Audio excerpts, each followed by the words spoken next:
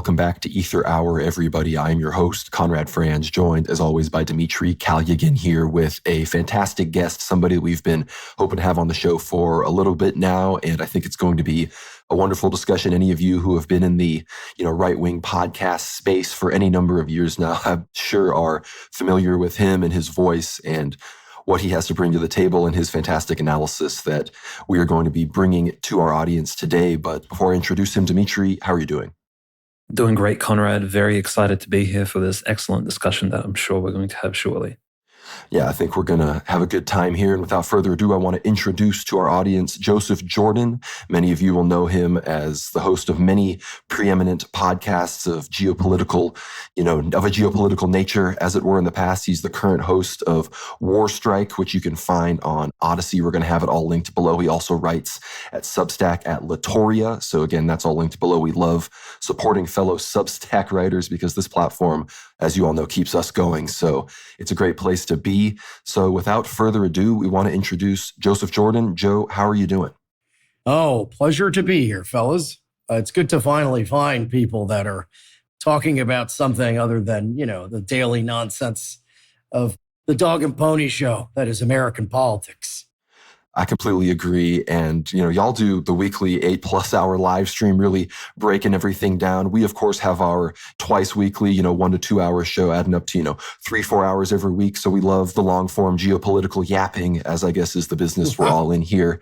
But if you want to introduce yourself, I know I said the shows and everything, but for anybody that doesn't know, I have listened to your voice on certain podcasts since, 2017, 2018. I'm sure some people in the audience feel the same way. But for those that might not know your lore, as it were, perhaps if you want to give a bit of a background on yourself, feel free to take as long as you want.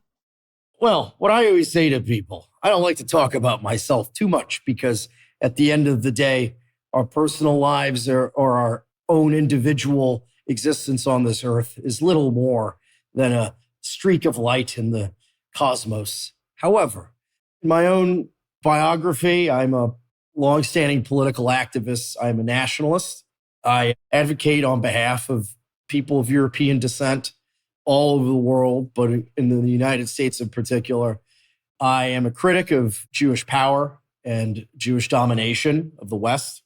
I'm an anti-Zionist activist, and I do a lot of research and writing and journalism that pertains to these topics. I have had several podcasts. Right now we're doing War Strike, and as you said, I'm doing Latoria on Substack, where you can find a lot of topics that are delved into from the history of American evangelical Christianity. That's one of my more popular topics, where I talk about how it was created by the Jewish television moguls of the 1950s. This branch of Christianity was created by CBS and ABC, who tried to recruit an actor for movies and then figured out he'd be better off as a television preacher. So that's that. I've also done tons of journalism, breaking stories that many journalists are unwilling to touch. You'd think that in a country of 350 million people, someone somewhere would be watching what Jonathan Greenblatt at the ADL is saying, and then realizing that when this man says something, it happens. He's the real president of the United States. So those are the sort of topics. I'm basically a political dissident, and I just work to fight for what's right. That's all I would say. I'm a big fan of most of what y'all have been doing the past few years. Like I said, the Substack stuff I've been really enjoying. So that's all linked below for everybody that wants to check it out. But let's just dive right into some analysis here. Of course, we share a lot of interests on the foreign policy front regarding our perspectives on Russia, Ukraine, the Israel-Palestine conflict, which of course we're going to get into later in the show. But we would be remiss not to start off. We're still here in the midst of the first, I guess as we're recording this, the first week of the Trump administration, the second Trump term, 47 as it were, has come to an end. And we have to talk a bit about that. Of course, there's a lot of fervor about supposed mass deportations that on our recent show we said aren't really actually happening at the level that some people are hoping they would.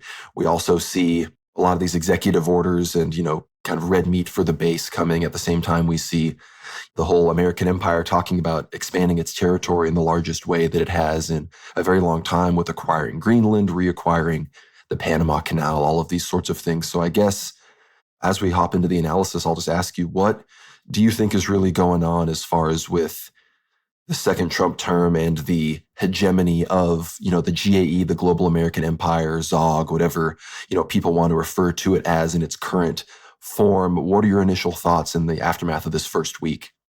Well, the first thing to talk about is the fact that the American empire is declining, right? I don't think any honest person would question that.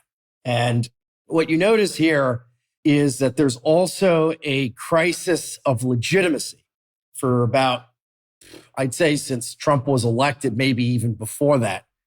The US government has been effectively persecuting middle and working class white Americans. The state apparatus, the intelligence apparatus was entirely recalibrated into suppressing white populism circa 2017-18. The big turning point was the Charlottesville March, which was a protest against communist groups and anti-white groups tearing down Confederate statues. And this turned into a big controversy created by the Zionist media, where the Jewish people that run America saw this as a potential threat to their hegemony and their rule. So the US government has spent years cracking down on, basically the very people you need to fight your wars and build your country. And so naturally, and then of course, the one of the big pinnacles of this was the January 6th crackdown, where they arrested in federal raids with tanks, armed militarized police and federal agents bursting into the homes of, senior citizens and war veterans and just everyday, even conservatives, right? Where thousands of people were arrested. So what happened is, at some point, I believe the turning point was the Russian invasion of Ukraine. The American elites realized that history is back, right? You cannot actually govern the world and compete in the world using nothing but effete liberal academics. You actually need the people that you arrested for January 6th, the veterans, the soldiers, the people that put the flag outside their house, and the people that know how to build things, the people that know how to, stick with things. You actually need those people in order to be competitive against Russia and China. And so following, and this was very clear if you live in the United States, following the October 7th attacks in Israel, the Jewish elites of America realized that this entire human rights liberal apparatus that they have trained to govern America was getting cold feet about the massacre and genocide of the Palestinians. We see this with the State Department. Dozens and dozens of State Department employees have resigned over America's support for the mass murder of Palestinian civilians. You have issues like the left-wing college students have come out in a way that even surprised me, to be standing up for the principle of, not murdering thousands of innocent children. And then all these non-governmental organizations, right? The Soros-site organizations that believe in open borders, that believe that crime should be legal, that believe that white men should be discriminated against in institutions. These are all funded by the Jews. And the rank and file members have, if you've noticed, come out and made statements in solidarity with Gaza. And I've written about this on Latoria. A lot of these non-governmental organizations have been defunded by the Jews over this. And so you have this crisis on the left where all these organizations that were funded by Jewish billionaires are realizing that their financiers were actually cynical. They don't actually believe in human rights. They do believe in racial apartheid. They don't believe in, social justice. They're actually just Jewish supremacists. And they were being used the whole time. And so as a sort of recalibration of the system, you're seeing them now try and, in a sort of procrastinated way, create a right-wing pro-Zionist movement in the United States. Elon Musk and Donald Trump are central to this. What's interesting about it, though, is that once you take away the veneer, this phony right wing actually agrees with the liberal left on most things. We saw this with Elon Musk saying white people are useless. We need to replace you with Indians. We see this with Donald Trump saying we need to bring lots and lots of immigration. It just needs to be legal. But by having a veneer of patriotism, by having the veneer of immigration enforcement, you get to reinforce the patriotism that is an increasingly rare commodity in this country because people don't feel they have any stake in the American empire. And I've written about this, comparing it to the 1970s Soviet Union, where in the USSR, we know that ethnic Russians were sort of like the white Americans of the USSR in the sense that they didn't have their own communist party, which acted as an ethnic advocacy in practice. They were often discriminated against with affirmative action.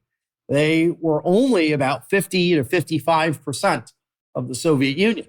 But at the same time, the ethnic Russians were the base of the scientific and military establishment, right? So the military, the academic achievements, these were often ethnic Russians doing all of this work. Well, I think the Russian Constitution refers to them as the state-forming people, right? I think that's the language, yeah. Yes. So that's the situation they're in America, where there's a recruitment crisis. And they've actually said this. They said the real reason the military has a recruitment crisis is white Americans have no faith in the military anymore. They have no faith in the American empire. They don't believe that this empire is going to be good for them or their children. And so now Trump and his people, they're trying to convince white Americans that they should reinvest in the American project. But the purpose of this is basically to get us to fight World War III for them. And then if in the off chance that we win, they're going to go back to persecuting us. They're going to go back to where they left off. No, absolutely sounds. And this is a very sort of sobering opinion, Joseph, which I think many people really need, especially after the proclamations that finally we are victorious, the 47th president is here, the status quo is going to change, it's going to evolve into a certain positive direction. But we need to keep in mind, there really hasn't been a purging of this sort of Talmudic ideology that's been running things behind the scenes. And what Thomas Macy, perhaps for the first time in American history, has, at least in modern American history, has called out as there are AIPAC handlers standing behind all these various politicians. And finally, people are beginning to notice, the general public, that is, they're accessing more information through platforms such as X or even Substack, perhaps getting access to some of the more dissident mindsets such as yourself. So they're beginning to perhaps see who runs the show, who is the Wizard of Oz behind the curtain in the Green City. But the really interesting thing here is that it's almost like throughout history, and you mentioned the Soviet example, it's a really pertinent one, because just as during the Second World War, when Julius Stalin essentially began promoting Russian patriotism, right? It was a very sort of calculated take in order to have the Russians fight harder and essentially more efficiently during the Second World War against the Third Reich, who was coming essentially to replace Stalin and to sort of set up an entire new regime in the East. And this was very calculated. Everything done by the USSR during those Second World War years were essentially done for very pragmatic reasons, not spiritual, very far from that, because these people went straight to persecuting Christianity as soon as the Second World War was completed. So, yeah, I mean, people have to understand any regime that finds itself in an existential crisis will violate every one of its stated principles. And in the case of Stalin is the perfect one. All of a sudden, you start seeing movies like Nevsky, right? I mean, come on, that's not a... Filmed by a Jewish director as well. Yeah. I know. Yeah. And you're going to start seeing that in the United States now. You're going to see that type of material because whenever they start doing that, it's because the regime is in an existential crisis. And what I tell people is when they're trying to appeal to you, of all people, after years of disenfranchising you, of calling you the most evil, the root of all evil, right? Once they start changing their tune on that, it's only because they need you more than you need them. So use your power wisely. That's what I tell people. No, absolutely. And this little window of time which we do have to sort of speak freely, I suppose, without the censorship, we should really be thinking about who do we put our trust, money, and of course our time behind, because it does seem like a brief window before, say, a certain regional calamity, or as most people are essentially foretelling, including our show, it does appear that the world is escalating and heading towards it's being streamlined and it's converging into a certain point of conflict. And whether or not it's artificial or there are sort of set reasons for it that have been building up over the last few decades, it does appear that everyone is, I suppose, passionately moving towards a certain conflict. And unfortunately, the good guys are not in charge of where the conflict begins or exactly where it may even end. I think that's also one of the dangers, which is probably why a lot of these podcasts are so important, because we get to, I suppose, not foretell, but we can predict and maybe even warn people that, perhaps it's worth dodging the draft, or perhaps it's worth avoiding, say, conscripting yourself, especially when there's such incredible rhetoric around Palestine, the Middle East, these regional areas, which we know, like through direct precedent, that America unfortunately has been sending its troops to, especially over the last few decades. It's been very clear that the American establishment, those people behind the scenes, the Talmudic handlers of the US politicians, no matter how white the politicians may appear, as you've called out the front goy himself, Pete Hegseth, these sort of types with cross tattoos on their chests and Chiro labarums on their forearms, like Ben Shapiro's co-host on Daily Wire. These people may appear Christian and they may even be ethnically American, they may be European, but we have to keep in mind the people behind the scenes, they have used Shabbos goy in the past. This is not new at all. The Soviet Union is a great example, but also in recent American history, they use these sentiments, they use that mandate, which we try to give people like Trump, or, the American population has given Trump, out of hope, because we humans, I suppose, are more or less good and we want to will good things into existence. They abuse that. And then, of course, they send the lambs and the goyim to the slaughter. Yeah, I mean, Pete Hegseth is a great example. Sure, he's going to be the front goy that you see on Fox News, right? But who's the deputy secretary of defense that's going to serve right under him? It's a guy called Steven Feinberg. That's going to be the number two. And when I say number two, I mean the guy doing all the work while that guy's on Fox News preening. And, for anyone in the audience that thinks it's some sort of conspiracy theory that Jews run America, particularly American foreign policy, I have an article on Latoria called The Ethnography of American Foreign Policy, where I go through all the major think tanks. Because in the United States, policy is not made by the president. The president gets recommendations from a network of think tanks, often run by people that have no qualifications whatsoever. Like the Jew that runs the Hyatt hotel fortune has a foreign policy think tank, right? And in my examination, ethnographic examination, I found approximately 30 to 40% of every single person working at these foreign policy think tanks is Jewish. It's not the majority, but when you take into consideration that the rest of the people are a grab bag of ethnic groups from all over the world, right? You have people from Nepal and Ukraine and Romania and from India and so on. The Jews always consistently are the chairmans, the CEOs, but also the plurality of the people writing American foreign policy.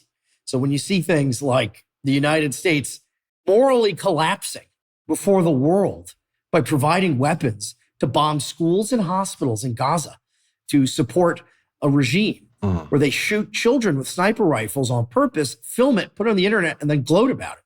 The United States stands with that. When you see something like that from a purely American perspective, that makes no sense. You're burning your credibility, you're burning your moral capital, everything that the United States has worked so hard to build, all of it down the drain, just so a small group of Jews can have a mini Las Vegas in the Middle East, in Israel.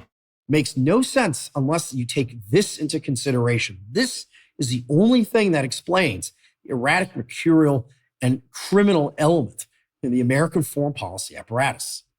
No, I completely agree. I mean, they bombed the third oldest church in the world in Gaza. They even killed the relatives of a former congressman. Apparently none of that was enough to even have any of these Jews considering, oh, maybe this is bad optics. Maybe this is, maybe we should hold back a little bit. No, the goal of Greater Israel is more important than even the short-term optical nature, the short-term reputation of your most powerful golem, which is a risk that they're taking, right? I mean, losing the big American empire and its naval dominance is something that will, I think, have a negative effect on world Jewry. So they're definitely gambling, but it shows the, kind of the bloodlust and the Jewish supremacy that they really have. You mentioned the Pritzker family, the Hyatt, billionaire family, of course, the Jewish governor of Illinois is in this family, and his brother is a transsexual freak who pours more money into, the whole trans movement in America than anybody else, of course, is a Jew. So this touches all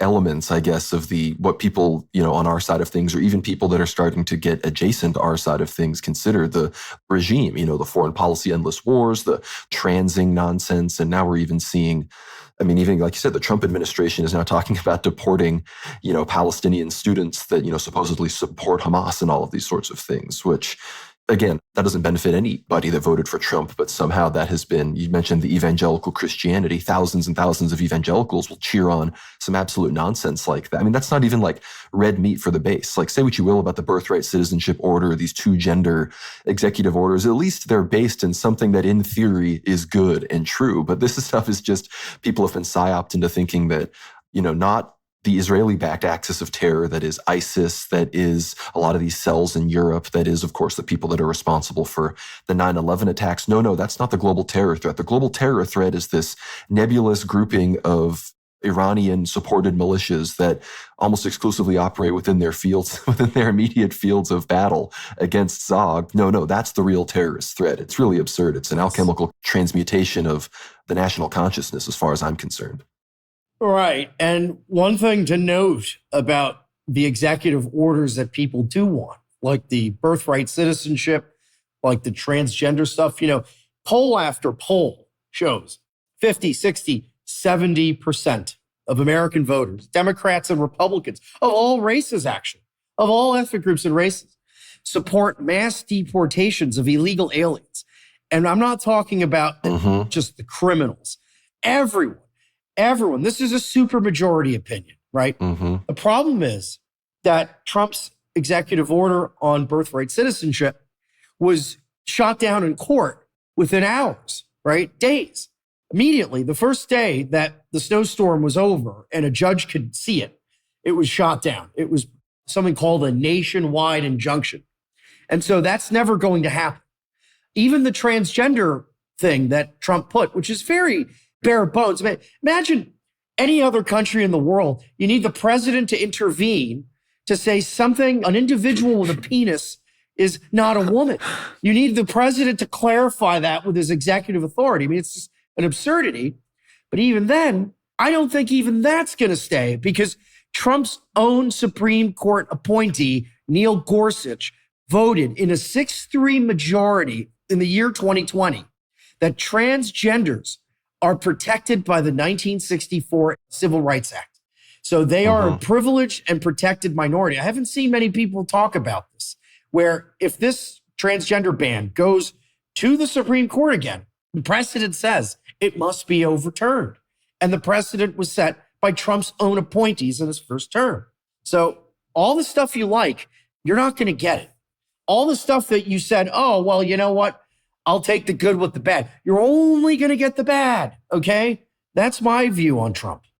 That's a sobering perspective. A lot of people, I think, are, even people that agree with that perspective, they're like, I can wish cast and, maybe my support will change things. And look, I'm not gonna come out as some activist against all these executive orders, even if I do believe they're going to get shut down in the courts. But the real issue is that I see it is the things that are going to be allowed in that people don't fully understand, that they're going to support, that are going to come to bite them later, specifically this stuff in Greenland, which I think this is a good transition to talking about some stuff going on with Russia and Ukraine, because this is obviously a naked land grab to counter Russia in the Arctic, as well as perhaps there's some angle of exerting pressure on Europe. I don't really know, but I think the U.S. is obviously seeing Russia building up its militarized icebreaker fleet and their relationship with China, and how, there are a lot of trade routes that are going to be opening up as, that region gets warmer and ice melts and whatnot. And Russia is going to have a major dominant role up there.